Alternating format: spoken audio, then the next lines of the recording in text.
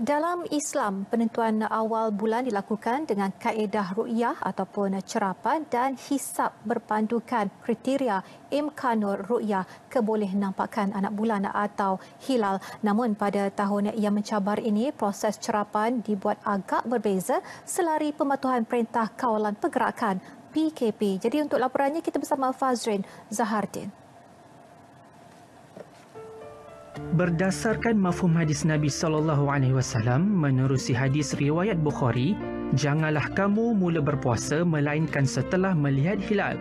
Pada zaman ini, jika cerapan tidak dapat melihat dengan jelas anak bulan itu akibat cuaca, ilmu hisab bagi penentuan awal bulan dapat mengatasi masalah di negara berawan tebal seperti negara kita.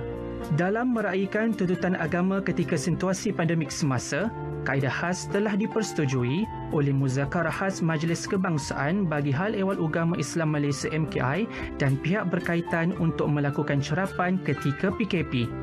Antara lain, kalau dahulu ada 29 lokasi yang kita senaraikan untuk tujuan cerapan hilal Ramadan dan juga penentuan awal Aidil Fitri, pada tahun ini kita hadkan maksimum 15 tempat. Mungkin kurang dari itu.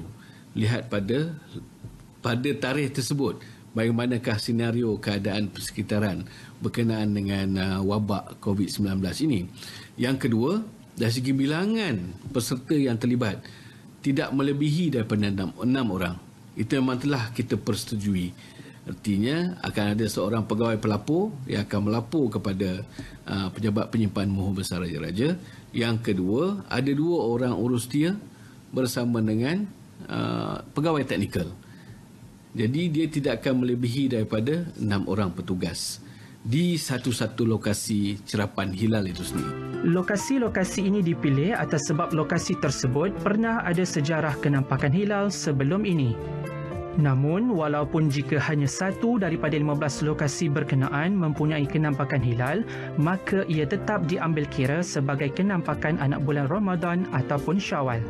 Dan dari segi sejarahnya, kenampakan hilal di Teluk Kemang ni memang keraplah kita nampak. Contohnya pada tahun lepas pun kita boleh nampak anak bulan Ramadan ini yang usia yang begitu awal, orang kata dalam 12 jam 40 minit kita boleh nampak kenampakan hilal Ramadan ini. Jadi salah satulah orang kata tempat yang kerap boleh nampak anak bulan Ramadan ini di Baitul Hilal lah. Hitungan akan dibuat secara manual untuk menentukan kedudukan hilal dan matahari bagi stesen rujukan merangkumi Matlak Malaysia, iaitu stesen paling timur di Kampung Atiam Sabah dan paling barat Malaysia di Tanjung Cincin, Langkawi, Kedah. Sebab keputusan bagaimana nak diputuskan sama ada besok itu puasa ataupun mengikut hisab adalah tertakluk pada keputusan Jawatankuasa Yang Memandah. Dia tak mau ikut hukum majoriti, kita fikirkan lah. Tidak. Dia bukan ikut hukum majoriti dah masa itu. Kalau nampak anak bulan, semua sama. Jika tak nampak, kita dah tak ada pilihan kedua. Tarikh awal Ramadan dan Syawal juga dipersetujui untuk diseragamkan antara 4 negara berjiran, iaitu di bawah Majlis Agama Brunei, Indonesia, Malaysia dan Singapura (MABIMS). Saya kini berada di Balai Cerap Teluk Kemang atau kini dikenali sebagai Kompleks Baitul Hilal Teluk Kemang di Negeri Sembilan. Ini merupakan lokasi pertama cerapan anak bulan di Malaysia sejak tahun 1970 dan Balai Cerap ini merekodkan kenampakan anak bulan paling tinggi dalam sejarah negara.